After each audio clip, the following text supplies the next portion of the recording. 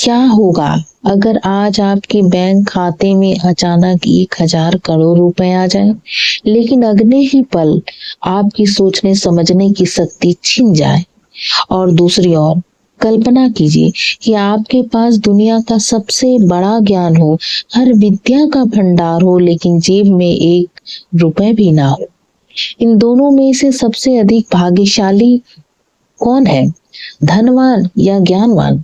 सदियों से यह प्रश्न केवल मनुष्यों को ही नहीं बल्कि ऋषि मुनियों और राजाओं को भी उलझाता आया है। क्या धन सबसे बड़ी शक्ति है, या फिर ज्ञान वह दीपक है जिसके बिना धन भी अंधकार बन जाता है? आज हम शास्त्रों, पुराणों और जीवन के वास्तविक अनुभवों के आधार पर इस रहस्य से पर्दा उठाएंगे कि माता लक्ष्मी और माता सरस्वती में वास्तव में श्रेष्ठ कौन है।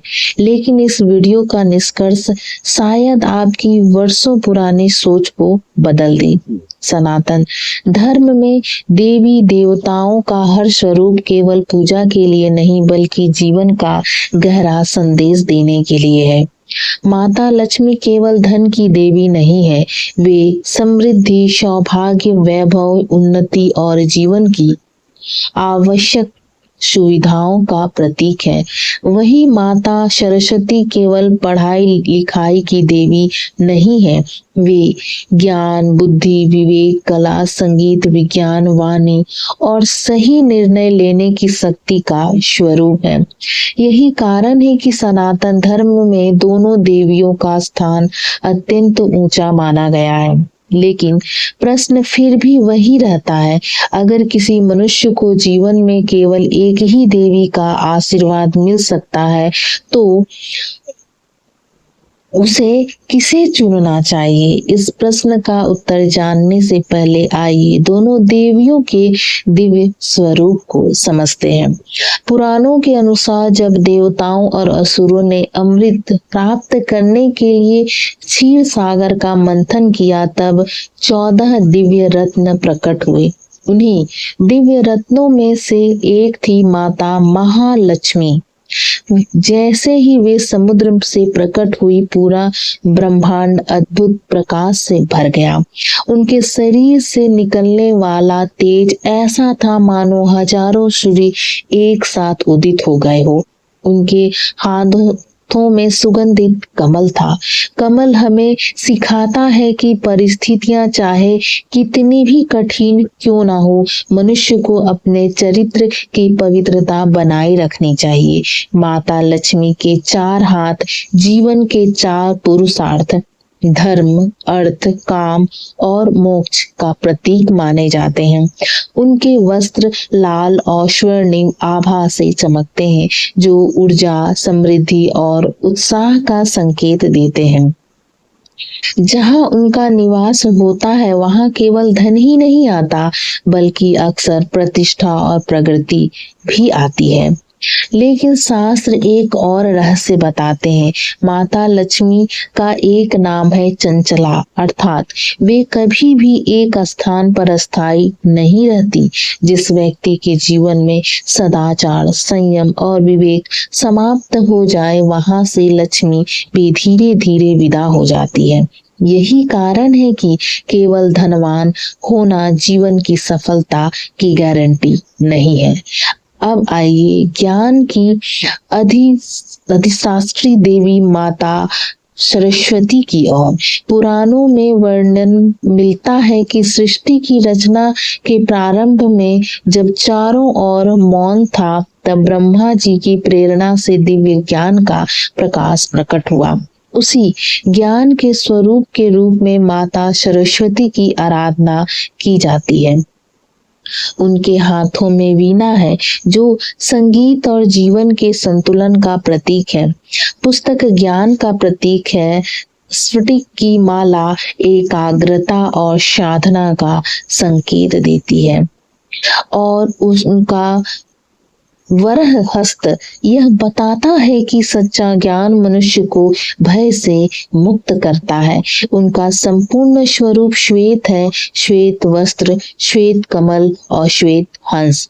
यह रंग केवल सादगी का नहीं केवल बल्कि निर्मल विचारों और निष्कलंक बुद्धि का प्रतीक है। जहाँ माता लक्ष्मी बाहरी जीवन को समृद्ध बनाती है, वहीं माता सरस्वती मनुष्य के भीतर प्रकाश उत्पन्न करती है। एक धन देती है, दूसरा धन कमाने की बुद्धि देती है। एक वैभव देती है, दूसरा उस वैभव को संभालने का विवेक देती है। यहीं से हमारे जीवन का सबसे महत्वपूर्ण प्रश्न शुरू होता है। अगर दोनों ही इतनी आवश्यक है तो आखिर पहले किसकी आवश्यकता है? क्या धन से ज्ञान आता है या ज्ञान से धन? इसी प्रश्न का उत्तर आगे हम और जानते हैं, तो वीडियो में बिल्कुल बने रहिएगा। अब जरा अपने जीवन की ओर देखिए। मान लीजिए किसी व्यक्ति को अचानक करोड़ों रुपए मिल जाए, लेकिन उसे यह समझ ही ना आए कि उस धन का उपयोग कैसे करना है। क्या वह धन अधिक समय तक उसके पास टिक पाएगा?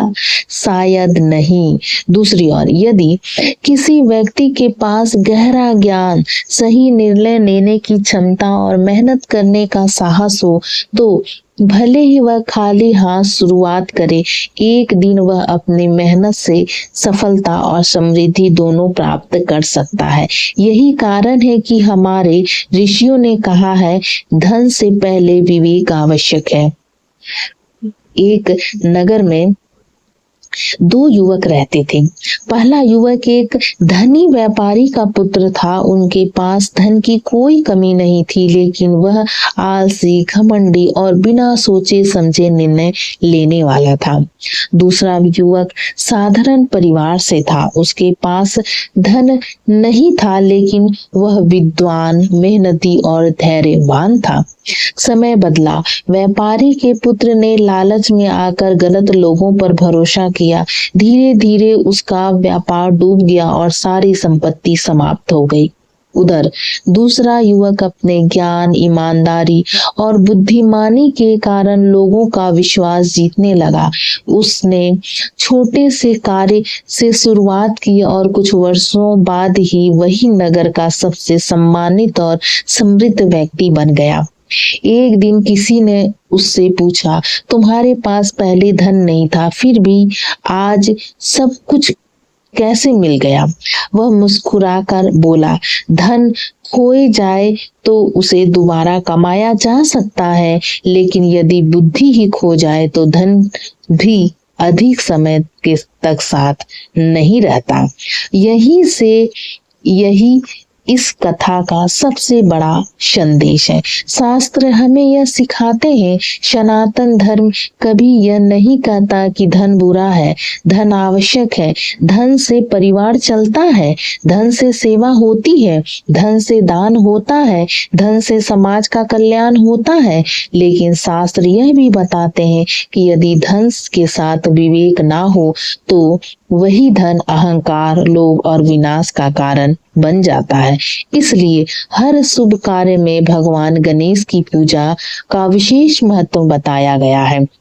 भगवान गणेश बुद्धि, विवेक और शुभ निर्णय के प्रतीक हैं। यह संदेश है कि जहाँ विवेक होगा वही समृद्धि भी अस्थायी होगी। यदि केवल शरीर का पालन करना हो तो धन आवश्यक है। यदि केवल आत्मा का उत्थान करना हो तो ज्ञान आवश्यक है। लेकिन यदि जीवन का पूर्ण बनाना हो तो दोनों का संतुलन आवश्यक है। ज्ञान वह दीपक है जो सही दिशा दिखाता है, और धन वह साधन है जिसे उस दिशा में आगे बढ़ा जा सकता है। बिना ज्ञान के धन अंधा हो सकता है और बिना धन के ज्ञान कई बार समाज तक पहुंचने में कठिनाई अनुभव करता है। इसलिए श्रेष्ठता की लड़ाई नहीं, संतुलन की साधना ही सनातन धर्म का संदेश है। यदि माता सरस्वती आपके जीवन में ज्ञान, विनम्रता और विवेक भर दे तो माता लक्ष्मी का वैभव भी एक दिन आपके द्वार तक पहुंच सकता है। लेकिन यदि केवल धन आ जाए और बुद्धि साथ ना हो तो वह समृद्धि अधिक समय तक नहीं टिक पाती। इसलिए जीवन में सबसे पहले अपने ज्ञान, चरित्र और विवेक को मजबूत बनाइए, फिर उसी ज्ञान का उपयोग करके धन कमाइए और उस धन का उपयोग केवल अपने लिए नहीं बल्कि परिवार, समाज और मानवता के कल्याण के लिए भी कीजिए। यही सनातन धर्म की सच्ची शिक्षा है। अब मैं आपसे जानना चाहती हूँ कि यदि आपको जीवन में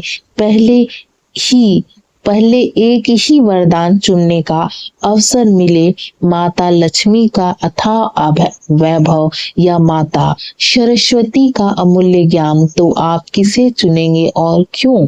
अपनी राय कमेंट में अवश्य लिखें।